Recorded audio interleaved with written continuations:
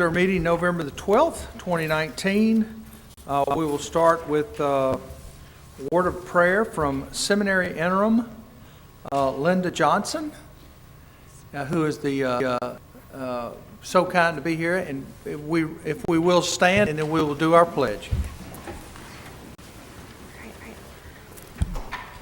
In our tradition, we start prayer by saying, "The Lord be with you," and then you say back, "and also with you." All right? The Lord be with you. And also with you.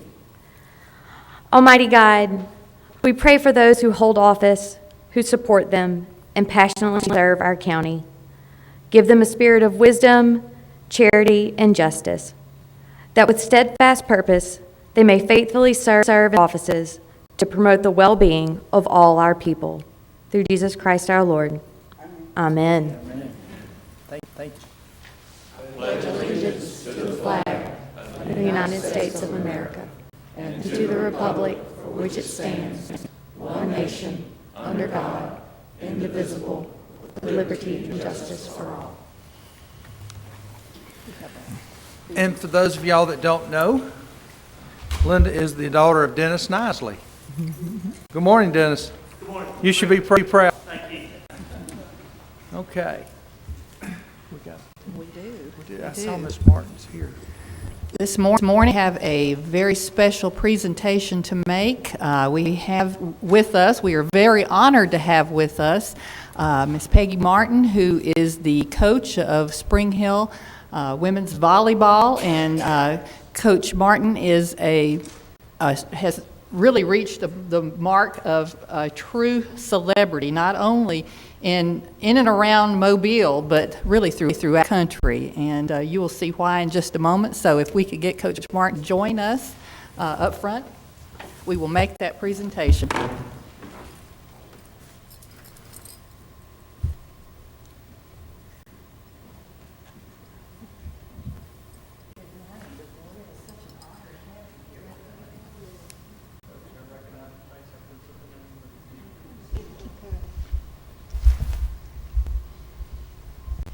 And this is a resolution honoring Coach Peggy Martin, Women's College Volleyball's winningest coach.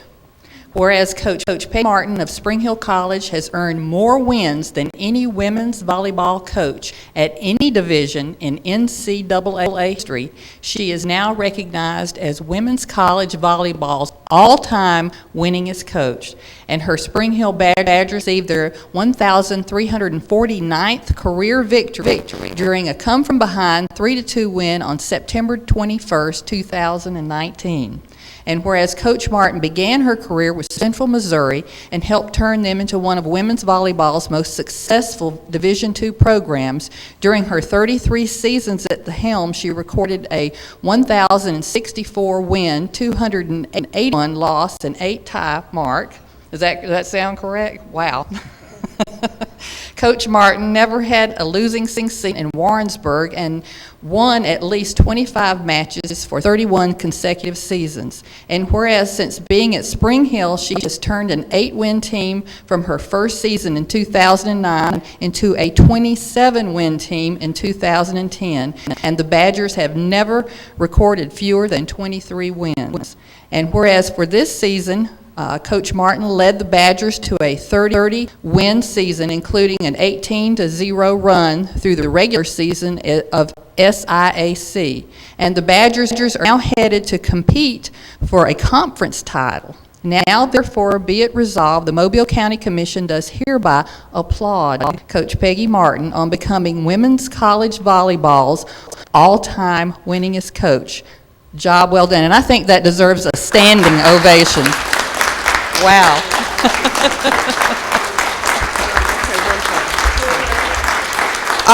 I want you to know it says I got my start somewhere else, but I actually got my start. I grew up on Santa Vista, and all of you remember Smith on Santa Vista. I was the one, fifth house on the right, always going to the front of the line. Can I please get in line and get ahead of you so we can get to our house?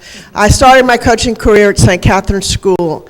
when I was in high school, and that's where it all started. Also got to play a lot of sports in Mobile, not only in the CYO, but in the rec leagues here in Mobile. So we were way ahead of the rest of the world when it came to letting young people, girls, play sports young, and I appreciate that. I've always been proud of Mobile, and I thank you so much for this. Thank you, thank you. What an honor. Coach, we wanted to get a picture. If you could come back.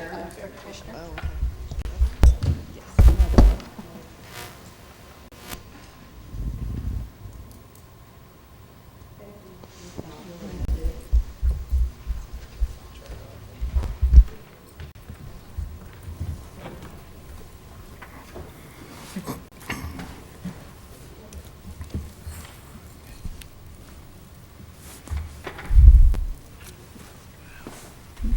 Okay.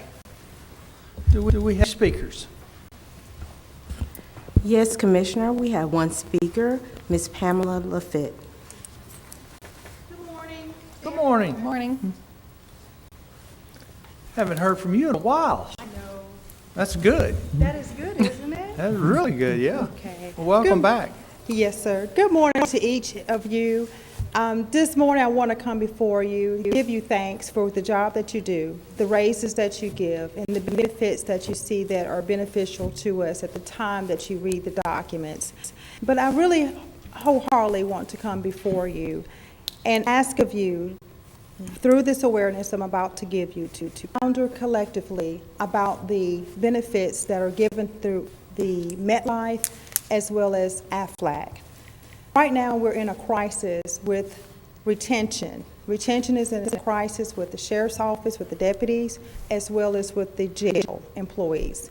The other departments that are filtered underneath the county commissioner's umbrella, I do not have that percentage, I do not have that numbers, nor have I been echoed what has been going on of employees leaving or what have you.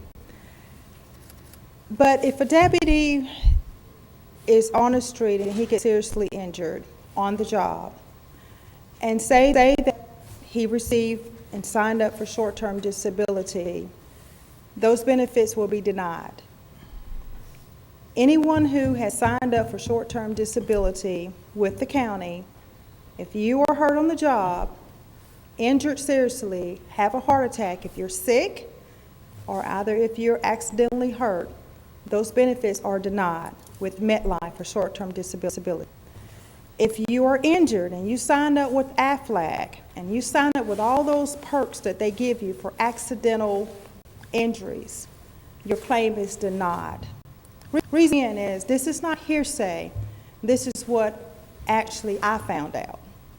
When I submitted my claim, they told me because the county commissioners chose that if you're hurt or injured on the job, or if you get sick, have a heart attack or stroke or whatever on the job, you will not be paid those benefits. They are denied. You are only allowed to receive your short-term disability if you're hurt off of the job. You're only allowed that's with MetLife. With AFLAC, you're only allowed to receive your accidental perks that you sign up for, that you pay into the insurance, if you receive those injuries or sickness off the job. Now, give or take, I know some people may eye it and say, well, that's double dipping. Well, I said, well, let me think about this. Maybe the county commissioners are trying to save revenue, monies, okay? But come to find out, correct me if I'm wrong, the monies are only paid from the employees' pockets of what you, as the commissioner, the treasurer, pay us, okay? Retention is going to be hard in the state of Alabama for the very, very simple reason. With RSA, they changed the retirement for everyone from 25 years to 30 years. And you cannot receive your retirement benefits until you're age 62 and you work 30 years or more. Now, I did come on the old plan. I'm blessed. Many of us are blessed. We work 25, we receive our retirement age at any age, okay? Our retirement pay, at any age, okay? But then we have new employees who are coming in, and we're having this revolving door. We get them trained. They say, if I get in this fight in this jail, and We all know that the news media has brought forth, some of the cells doors do not even lock in that jail, okay? Inmate comes out and, God forbid, push an officer over the top balcony or seriously injure him with a make shank or what have you, or whatever it is. That officer gets her job, they do not qualify for short-term disability. And it's sad to say that if they're in intensive care, their family has to go on without any monies coming into that household. Now, that's a good factor of sick pay and vacation and CT weighing in, but if that officer has been sick in the previous months because of cancer or what have you, and they have depleted all of their vacation, sick time, and what have you, that wife or that husband and children that they have, what do we do? Do we have to raise money like some of us have had to raise money for some of our employees? This is an awareness, and then also from Aflac and MetLife, we were told also last year, when I asked the question, many of the officers asked the question, and employees, we asked, will we be covered if we are hurt on the job or off the job? They stated yes. Now this year, when we are telling them exactly what we're being told, they're honest with us this year, telling us, no, you will not be paid if you're hurt on the job or if you get sick on the job. We have a lieutenant, Lieutenant Herman Woods. He passed away. He had a heart attack, probably heart problems or what have you. But not only him, we've had officers who've had some type of sickness right on the job. And when they left, they went into intensive care and they never did come out. I don't want to see any of our corrections officers, no matter what job description they had, from the warden on down, deputy warden to the captains, to the lieutenants, to the sergeants, to the corporals, and to the correction officers, and even corrections cadets that we're bringing in as young people to take the roles that I walk in and many of us walk in today. I do not want to lose good people. I don't want us to continue to have a revolving door, keep training people, and then when they find out about the benefits, they're gone. Mobile Police Department, the City of Mobile, and other agencies, I check, they offer, if you get hurt on the job or off the job, your benefits are paid. Now what may happen is, you might lose deputies, going right back to the City of Mobile Police Department or other agencies. So I don't want to take up much of your time. I heard the timer. I hope and I pray that I have actually touched on everything that I wanted to reveal and bring awareness to you all about. Let's see if we can get Tim Smith maybe up here and explain it. I promise you, we do not know every detail about every insurance policy. I don't. Yes, sir. I'm assuming, well, before I assume anything, I'd like to hear somebody maybe speak Yes, sir. on behalf and give them a chance to address us on what this is about. Yes, sir. But Yes, sir. I agree with you, and I promise you we'll Yes, look sir. into it. Okay. Oh, one last thing. We were told also, that was this year, that any copies, we would have to call the benefits office. And I think the personnel who works in the office has enough to do than to take and look and print out copies of our benefits. I feel that it should be as it once was. Once we sign up for our benefits, they printed out our copies right then, and then they mailed them to us. But they said the way that they have done it now, especially with Aflac, the way that I'm looking into it, is that we don't individually own the plan. It's only a group. We have no say-so as to what rights or Right. whatever. But I just want to bring awareness because we need deputies on the street. And actually, if it's going to be like this, many of us be leaving. Okay. Okay, and then we don't want to leave you in a bind, but we come here to do what's expected of us. But if our benefits are going to be like that and we're working very hard, I'm sorry. Okay. Okay? Thank you very much. Thank you. Can you take just a minute and explain to us what?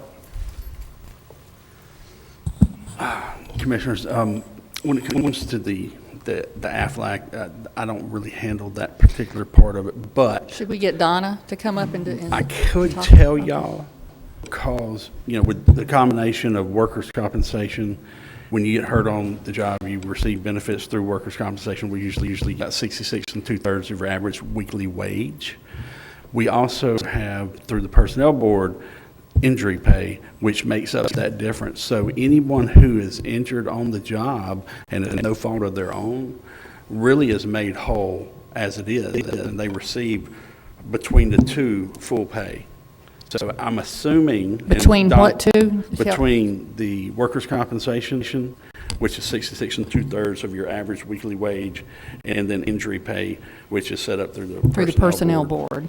And that's their salary whole. Right, so if someone's approved, just so you know how it works, someone's approved for injury pay, they get a full 40-hour paycheck, and then we have to adjust that pay by the amount of workers' comp. So it equals out to full, but they don't get overpaid, which sometimes works out right, sometimes not. But I would assume that's why Aflac, and I can let Donna speak on that, Aflac and then wouldn't pay because someone's made whole, there's really no loss. Okay, So are you aware of any situation where someone has been injured on the job and has not been made whole through either workman's compensation or the injury fund? I can't speak to any situation currently now. I don't know of anybody who hasn't gotten workers' comp.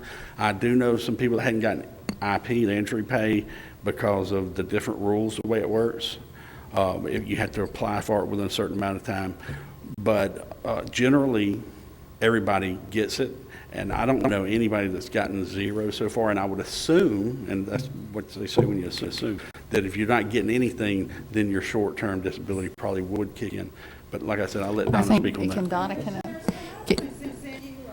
yeah, and let's be very careful not to use any names, please. Sir? I said, let's be very careful not to And use. really, Well, we it's need to only give them a Aflac. chance. Yeah. This is stating that it came to me and it says, "Thank you for your recent claim submission for benefits payable under your accident plan." This is from Aflac.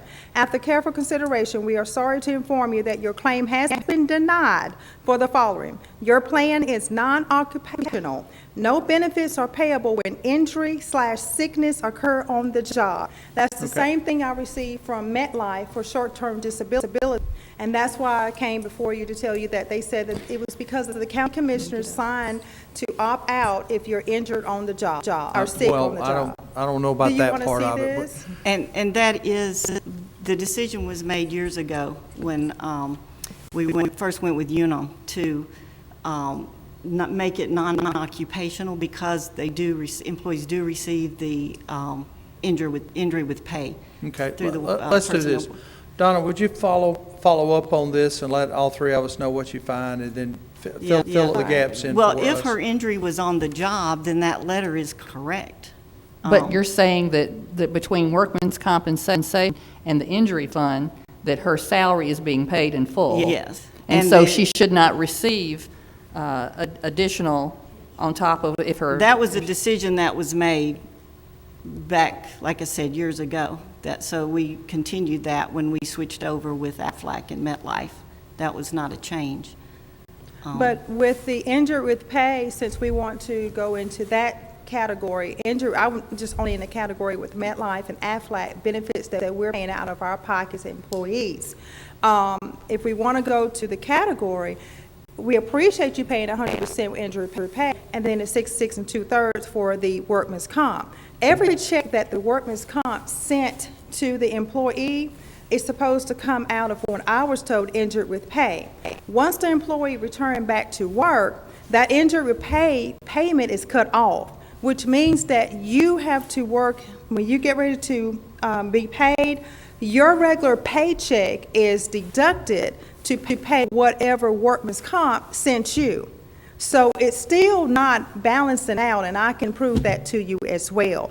It should be a smooth process, as it once was when we had short-term workman's comp many years ago under, I forgot her name again.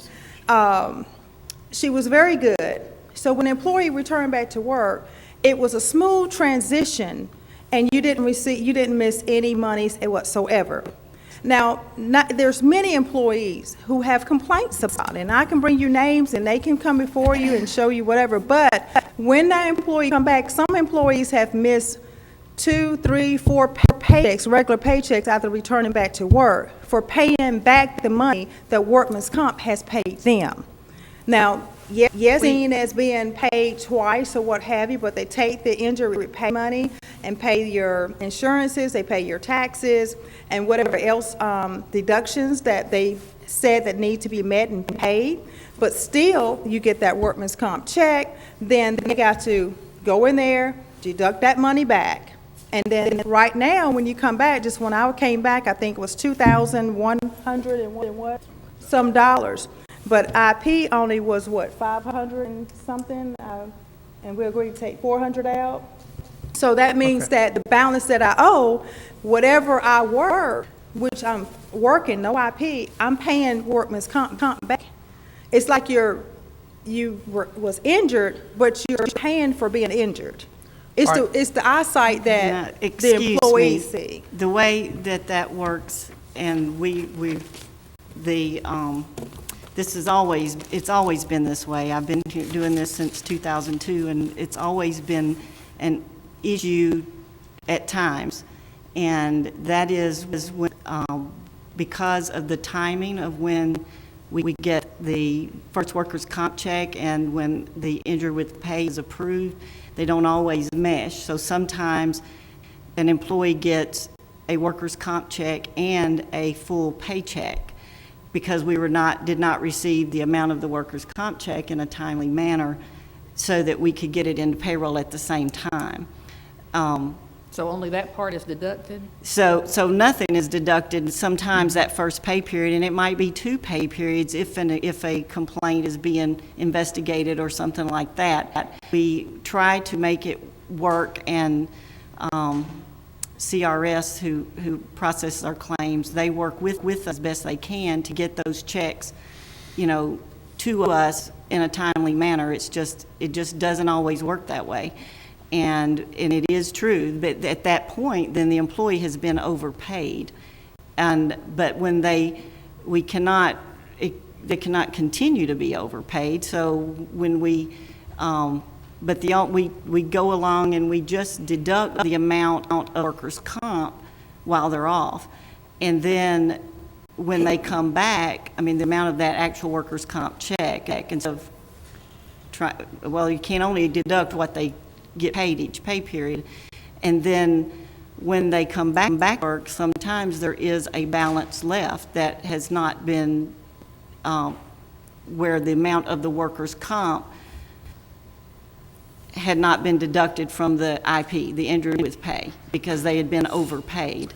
So we have to get the money back. We do work with employees, and we try to, spread it out over a period of time to what they can afford to pay back, but they did leave that extra money at the beginning of their claim. So they're not losing anything, it's just that, it just doesn't, it's not a smooth washout. It's just the way the system works. I'd like to see a timeline on this particular case that she We has in can her do that. hand, if we could, and let me Tim make has that. let me make a little better decision. And I don't have the MetLife envelope, Okay. because right now, they told me the only way that I would have to file an appeal with Aflac and an appeal with also I understand. MetLife. But as it stands, and also this, they stated to me, it doesn't matter if you were paid workman's compensation or injured with pay. It's because the county commissioners, this is the way they stated to me, it is because they selected the non-occupational sickness and accidental for you not to be paid. So if I didn't That's receive correct. injured with pay, and if I didn't receive workman's compensation, my claim would have still been denied. Okay. That's what they told me. Let's put it together, and let's take a look at it. Thank you. Thank you. May not be true. Dina, you got any other speakers? No, Commissioner, you have no Okay, other good. speakers. All right. Mr. Glenn, would you like to get started here? Thank you. Number 1, approve the minutes of the regular meeting of June 24, 2019 and July 8, 2019. So moved. Second. Number 2, approve the list of claims. So moved. Second. Number 3, approve investment purchases of county funds by the treasurer for October 2019. So moved. Second. Number 4, approve sponsorship. Special Olympics Alabama in the amount of $350 from District 2 funds for the Mobile Area Swing for Special Olympics event. Second. Number 5, approve request of the Animal Control Department for funds in the amount of $12,500 to be divided among District 1 in the amount of $5,000, District 2 in the amount of $5,000, and District 3 in the amount of $2,500 for its Adopt a Pet sponsorship. So moved. Second. Number 6, approve contract with the Board of School Commissioners of Mobile County in the amount of $29,180.63 from District 1 funds to pay for technology equipment. So moved. Second. Number 7, approve correction in the October 30th, 2019 minutes. Agenda item number 20, contract with YMCA South Alabama. Change project number EFP 2006-20 to CDP 2005-20 in the amount of $5,000. So moved. Second. Number 8, approve rescinding the County Commission action in April 23rd, 2019 minutes. Agenda item number 16, approving contract with the Board of School Commissioners of Mobile County in the amount of $40,000. So moved. Second. Number 9, approve rescinding the County Commission action in the September 23rd, 2019 minutes. Agenda item number 44, approving contract with Grand Bay Fire District in the amount of $4,100. So moved. Second. Number 10, approve commercial lease agreement with Vic Real Estate for premises located at 1119 Government Street, Mobile, Alabama for Southwest Regional Highway Safety Traffic Office, $1,800 per month for 1 year. So moved. So moved. Second. Number 11, authorize advertising for bids, projects, renovations, and the Americans with Disabilities Act's upgrades to Clayton Park for the city of Trinell. So moved. Second. Number 12, authorize advertisement for bids, projects, Mobile County Government Plaza, window cleaning, and sealant maintenance. Commissioners, I think this one is a bit misleading as far as the scope of work. I would recommend that as far as the description goes, we need to add, and other work is outlined in the project summary, because it goes far beyond window cleaning and sealant. Martin here? Tyler? Jury Commissioners. Oh, good. I'll go over and mess with him. Yes, sir. But if Can you if tell us what else is involved in this, window sealing and? Yes, sir. The project summary is cleaning the window glass, the curtain wall, the stone panels and metal panels, the painted metal and concrete structural components, and all the soffits. And they shall provide protection for the public entrances with the use of construction tunnels, and the contractor shall protect landscaping and exterior improvements. Any damage to the exterior improvement will be removed and replaced immediately. This is the summary of the project, and and as it goes out, they'll have 45 to complete it. It's basically cleaning all of the outside of the building, not just the windows. Walls and all. Yes. We may find out what the true color of the building is. I just think that language needs to reflect that. Okay. Are you moving? I'm making the motion. yes. Second.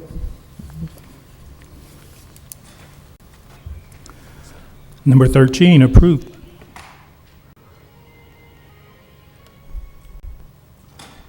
Number 13, approve change order number 1 with, Y'all having a party up there? Go ahead, Glenn.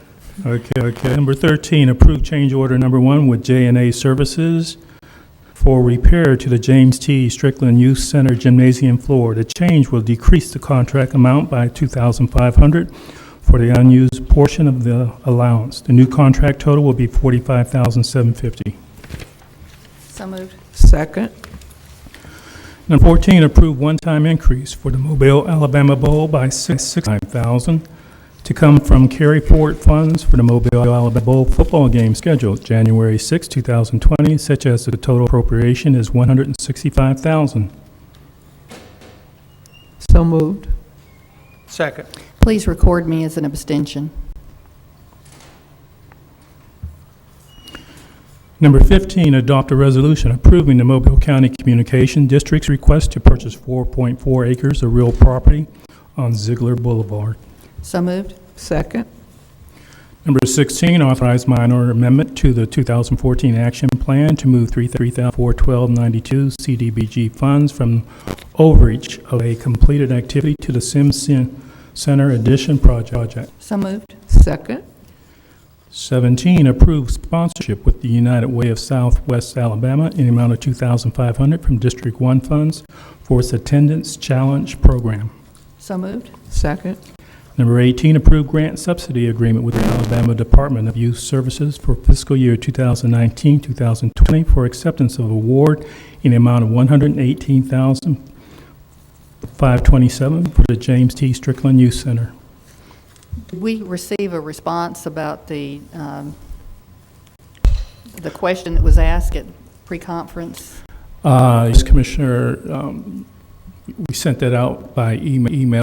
The 118,000 was for this year. They have a carry forward of about, I think it's about 200,000, which brings it up over about 300 and something thousand. Okay, I did not receive that. I don't know why. I'll have to Okay, look we'll back. get your hard copy to you. Okay. I got it. I think we probably need to start monitoring because we're going to have, this is the amount we're going to be getting. We aren't going to have that amount of carryover every year. So I think we need to do an analysis what we're paying and what we would need to break even in the coming fiscal years. Okay? Okay. Did we Did vote you- on that? did I'll you- make the motion. Second.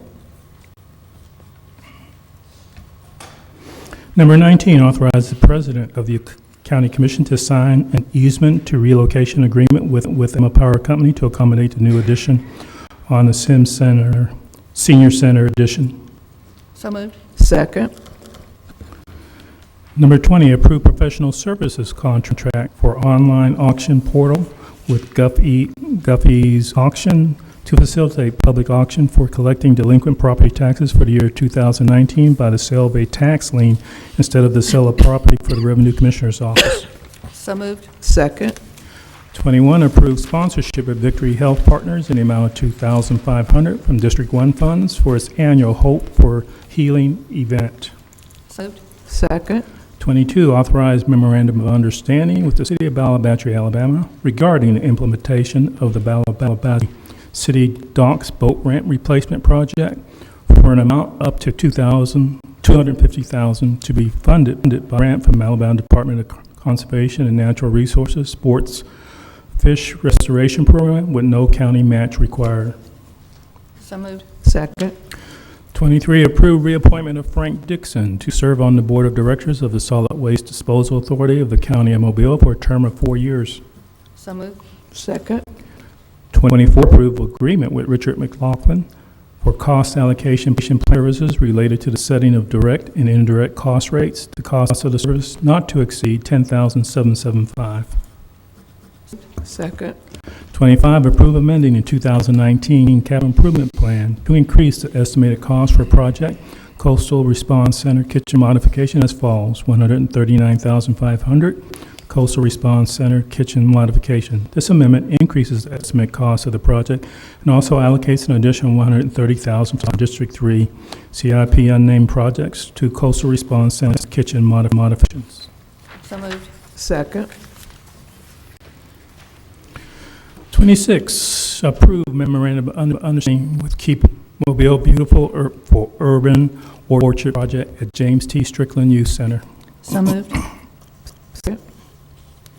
27, approve sponsorship with American Heart Association in the amount of $5,000 to be equally divided between District 1 in the amount of $2,500 and District 2 in the amount of $2,500 for its Go Red event.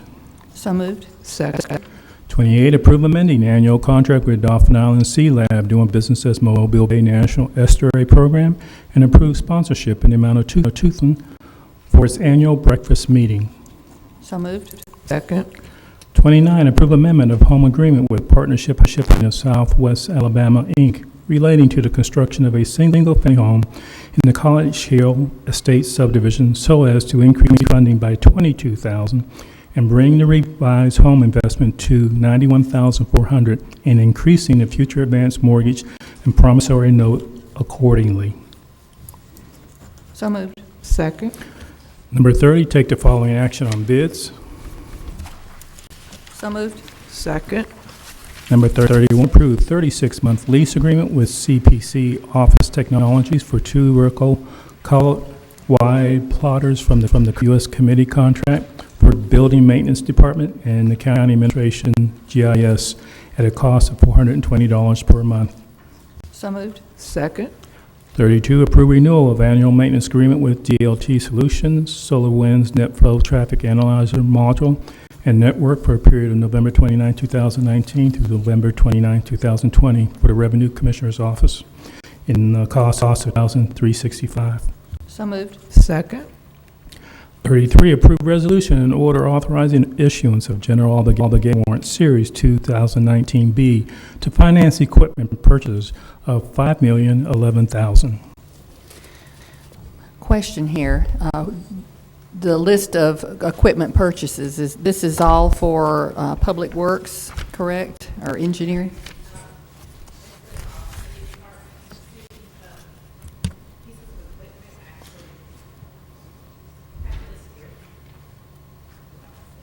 Just But it goes beyond Public Works equipment.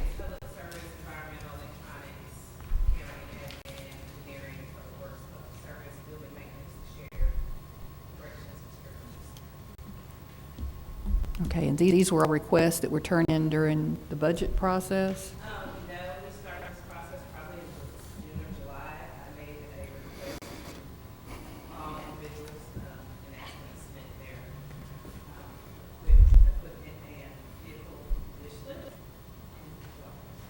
their equipment and vehicle wish list. And once I got that list compiled, it was forwarded to both Glenn and Steve did an analysis and through the vehicles to see which ones were going to be the most overall cost-effective for the county based on maintenance and availability of parts and previous experience. And so that's how this equipment list was developed.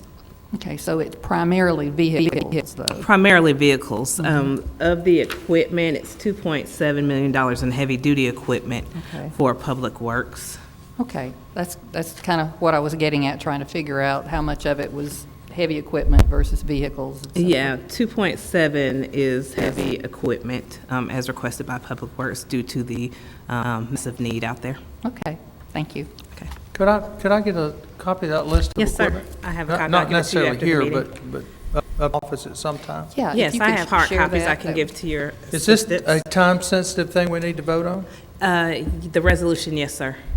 I don't We're trying to have get any it. problem with supporting it. I just I wanted to know what the breakdown was on the Okay. types I of. would Yes, like to see sir. the breakdown. Yes, sir, I do was have under the assumption it was all heavy equipment.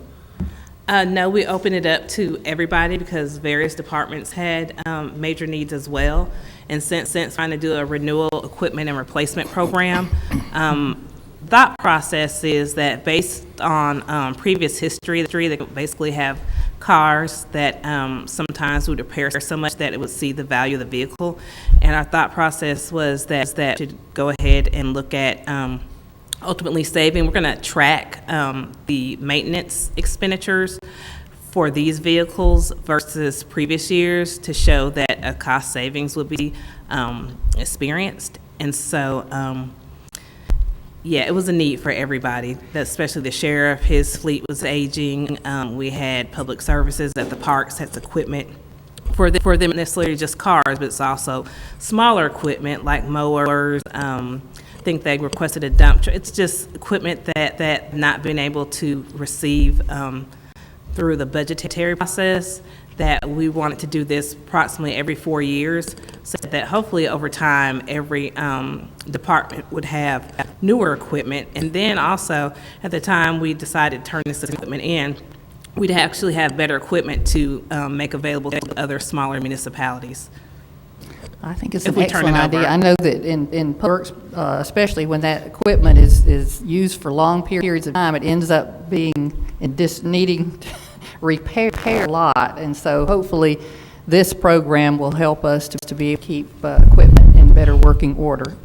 So I support it. I'll make the motion. Yes, Second. Commissioner. Thank you. Number 34, approve correction in the August 27, 2018 minutes, agenda item number 29, changing the name of the contracting party from Flight Works Alabama Educational Center to Alabama Aviation Education Center, Inc. So moved. Second. 35, approve sponsorship with Lions Park Tennis Association, Inc. in the amount of $3,500 from District 1 funds for its annual Turkey Day Classic, subject to submission of documents and legal review. So moved. Second. 36, adopt a resolution authorizing requests of the county garage to dispose of certain items from fixed assets inventory list. So moved. Second. 37, approve contract with the city of Pritchard in the amount of $1,650 from District 1 funds to purchase a surplus vehicle from the county garage as follows. So moved. Second. 38, adopting a resolution authorizing requests of the Engineering and Public Works Department to dispose of certain items from fixed assets inventory list. So moved. Second. 39, recommend approving furnished light plants for Grand Bay Christmas Parade at an estimate cost of $60. So moved. Second. Number 40, recommend approving purchase agreement with AT&T through the State of Alabama purchasing contract for Fleet Management System for Engineering and Public Works Department. The purchase agreement is $12,011 upfront and $4,063.50 per month, with $24,100 in credits being applied to the account within 4 months. So moved. Second. 41, recommend approving reimbursable agreement with Spire Golf for cost of redesign to avoid relocation of gas lines in conflict with proposed roadway improvements within municipal right-of-way. So moved. Second. 42, recommend approving right-of-way and/or easement agreement for Track 3 in amount of $36,500 for project Johnson Road West, grade, drain, base, and pave. So moved. Second. 43, recommend approving right and/or easement agreement for Track 1 in the amount of $26,666, Track 2 in the amount of $26,667, and Track 22 in the amount of $26,667 for project Turkey Road, grade, drain, base, and pave. So moved. Second. 44, recommend authorizing acquisition of property and acceptance of right-of-way deed from the following property owner for the following project. So moved. Second. 45, recommend approving supplemental agreement number 1 with H.O. Weaver and Sons Project, Paget Switch Road resurfacing for additional several items. And why are we extending it 20 days? Commissioner, whenever we got out there looking at the guardrail, the existing installation did not meet the criteria, so we're going to have to modify it to meet current guidelines. And Who put the guardrail down wrong? we believe possibly our own forces did that years ago. Okay, so this is old stuff. We're Okay. correcting something that It's needs not to be something corrected. we were put down and then we're paying him to move it No, again? sir. Okay, that's what I was getting at. Thank you. So moved. Second. 46, recommend approving final plat for Dee's Plantation Phase 2 subdivision and authorizing the county engineer to sign the plan and adding Orchard Lane East and Orchard Lane South to the private road inventory. So moved. Second. 47, recommend awarding bid for project Dolphin Island Streets resurfacing to H.O. Weaver and Sons, Inc. for their low bid in the amount of $266,550.78. So moved. Second.